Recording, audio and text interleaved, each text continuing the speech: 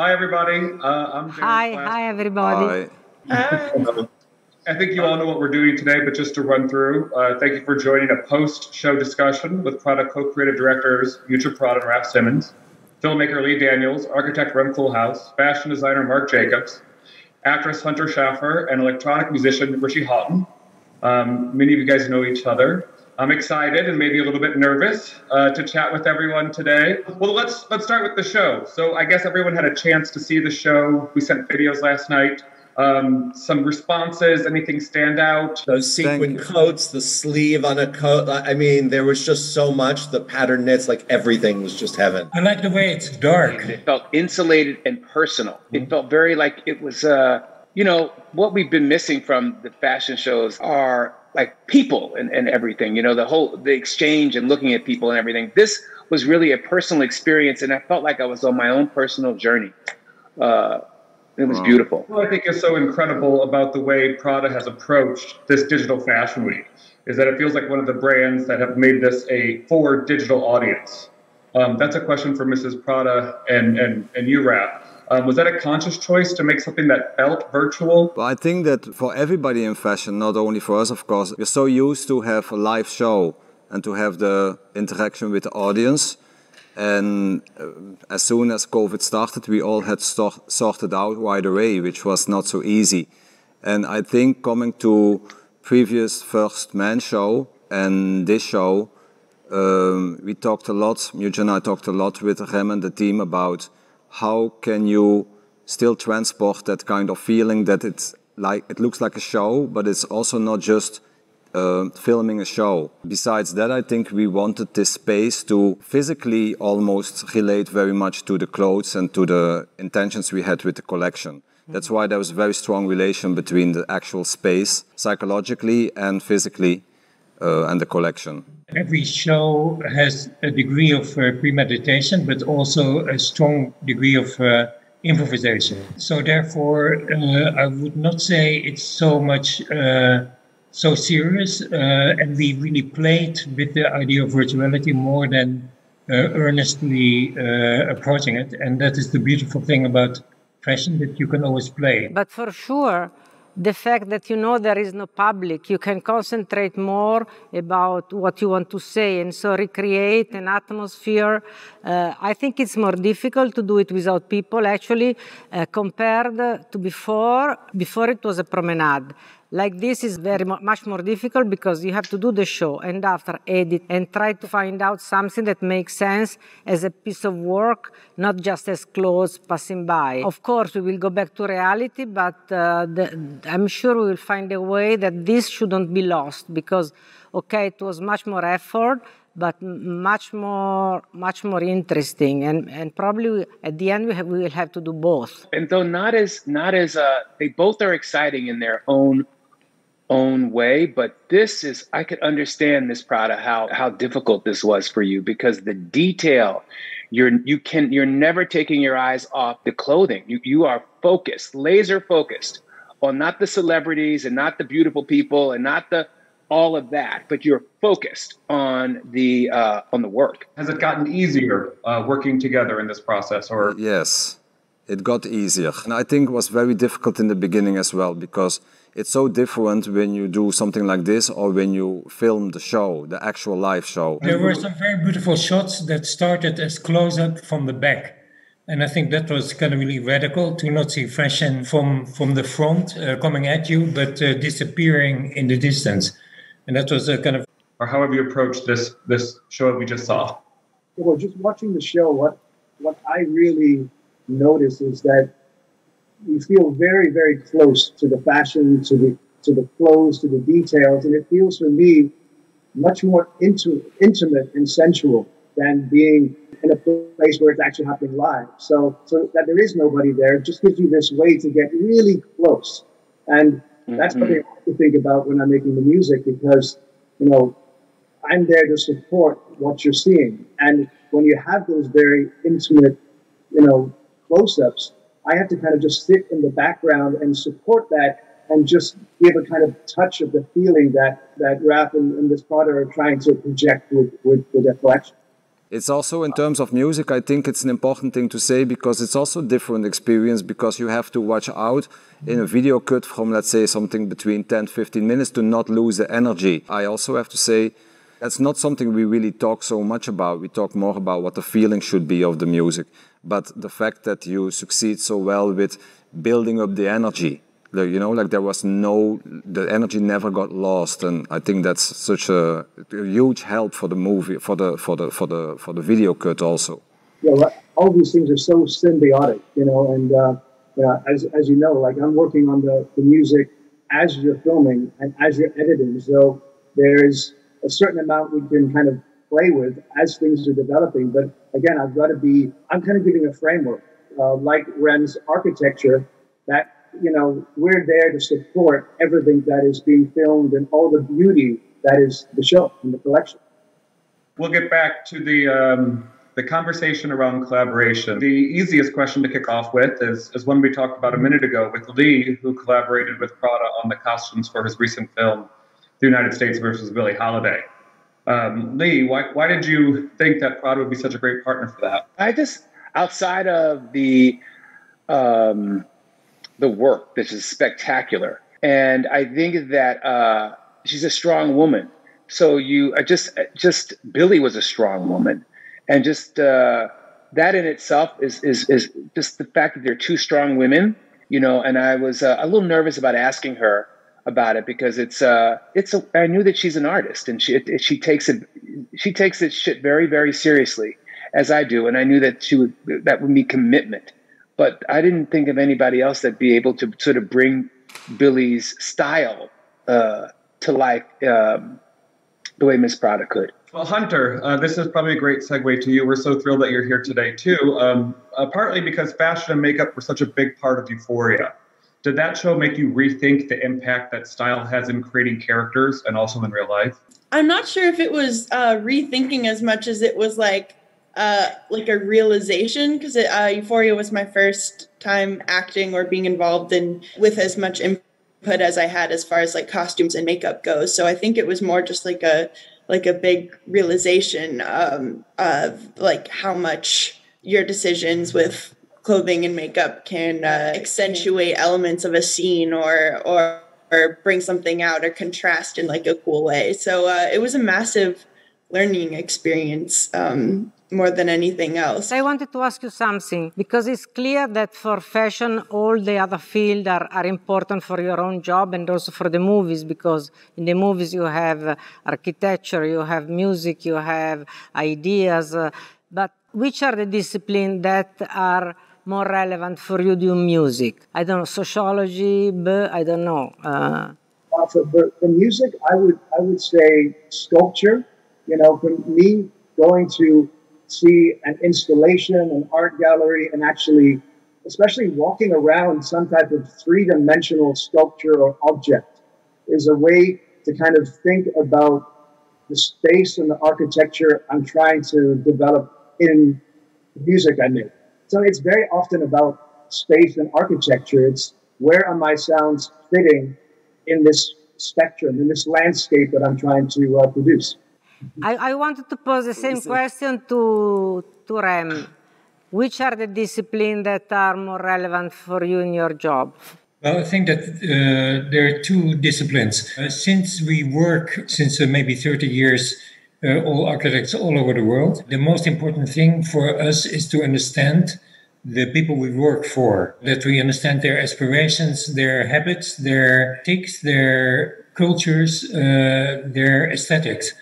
And so there's only one profession that, systematically was looking into that, and that is anthropologist. It's as if you come from a different planet and you look and you then try to define and can really interpret very, very carefully what you see and what it means, what you see. So that's crucial. The other thing where I've so deeply enjoyed collaboration with fashion is the incredible speed of fashion and the way in which fashion can assemble something sublime almost in 15 seconds sometimes. And in fashion, how the kind of flash of inspiration is very close to the kind of realized object in the best cases. And so the meticulous part of anthropology and the kind of intuitive flashes of fashion have been kind of very, very crucial. Which is the field that are influencing you more? I know for me are movies and literature. For you? For me, it's the art of living. So, of course, there's movies, there's art, there's music, there's everything. But I find that in order to do this, we need to really be present and experience life on all levels, because what we do is just one more aesthetic component of a beautiful life, like beautiful interiors and all of this. In the first, as many of you guys know, this is the third Q&A that Raf and Mrs. Prada have done together. And in the first Q&A, there was this great question, what is the Prada-ness?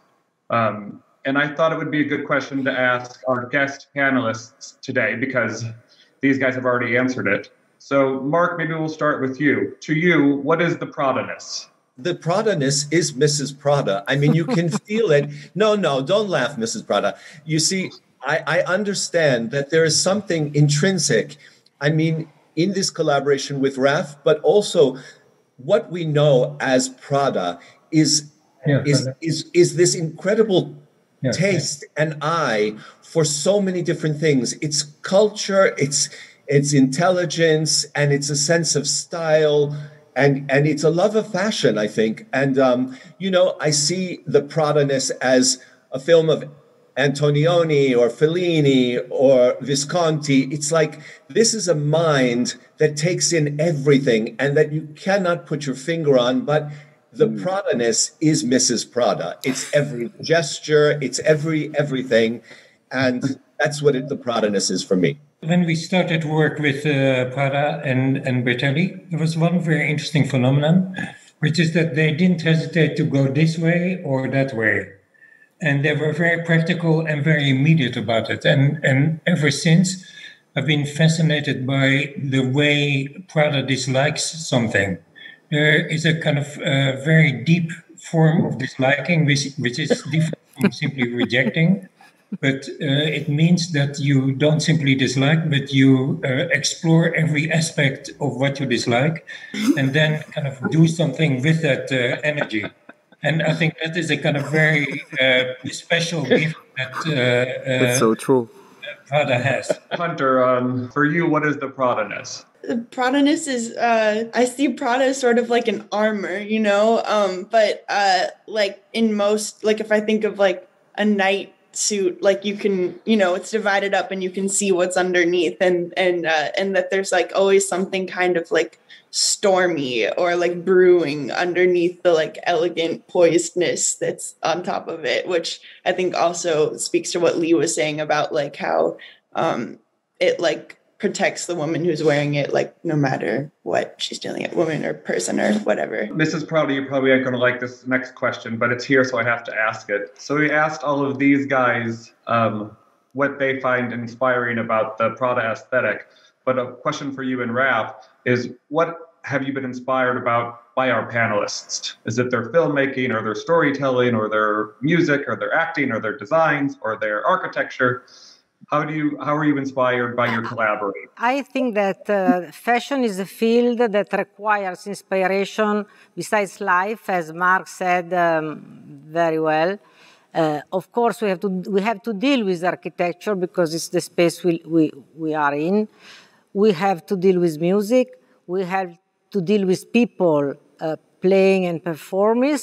And basically, we have to somehow tell a story that was movie director does. Ultimately, it's about life, but we need, let's say so, that we need all these other people intervention. For me, I think every creative field and every creator, or from every creator, I could for sure find something that I might like. We sometimes talk about it.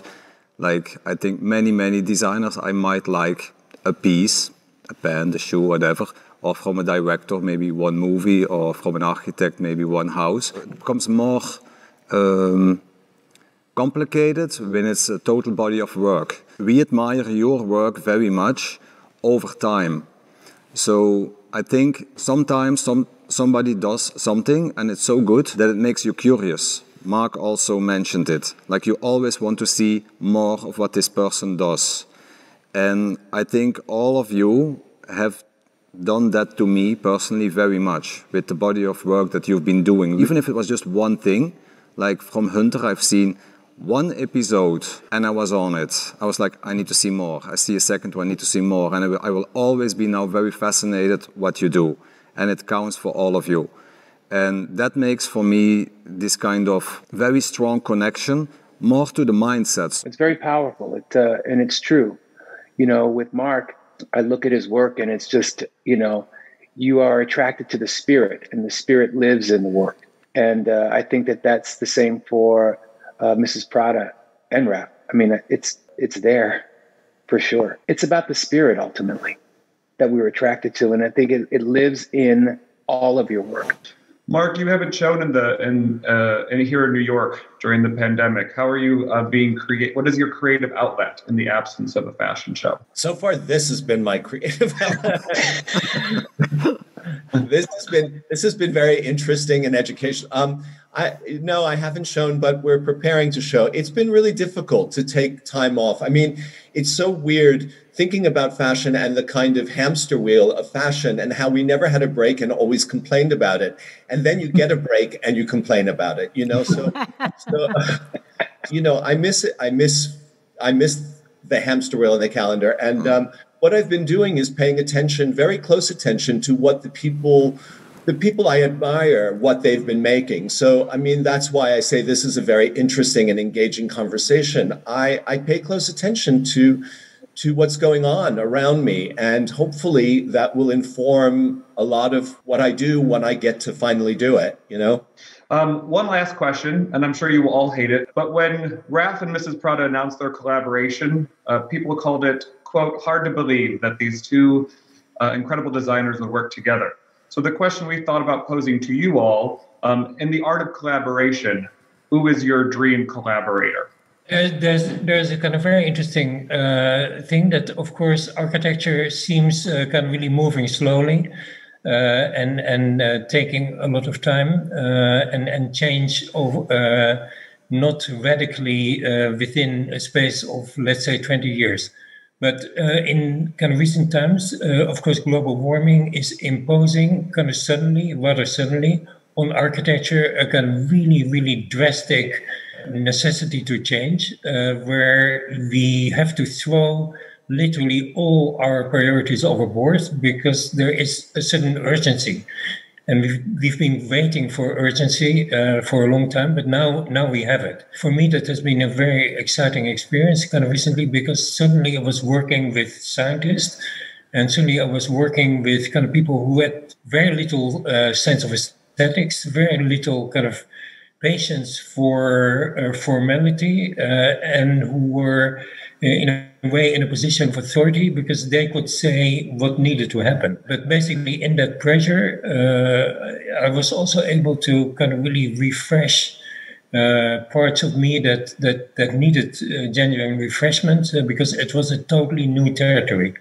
And so I think we all need collaboration all the time, but it's particularly exciting if it's about a collaboration that lets you enter a site of a place where you've never been before. I totally agree, and I think that it was this meeting we spoke about kind of light matters, but in this moment, the questions that really are moving are so many, so relevant political points that those are the ones that actually are the most challenging. For me, for instance, the idea that the responsibility of an industry to behave well, to contribute to change, and really being involved on all the matters from diversity, gender, the ecosystem, and so on. You really have to be involved and really have to be active. And I say, of course, we will not be able to solve the problem, but I really believe that it's so important in this moment to really push on those subjects, because with those subjects, as a step, we are safe. We have all really to be proactive, responsible, and in that sense, that is the most new thing. You know, when I collaborated with Billie Holiday, it was connecting to her and listening to her voice and really doing her justice, because I don't think that people understood. So it's important that you shed light. We're all gray. The world is gray. What you see is not necessarily what you see. And so collaborating with old spirits, I think, is and giving shine to my ancestors is an honor for me. Okay, great. I think we've done it, and I think we did a good job. Thank you. Thank you very much, everybody. Thank you. Thank you. Thank you. Bye. Thank you. Thank you.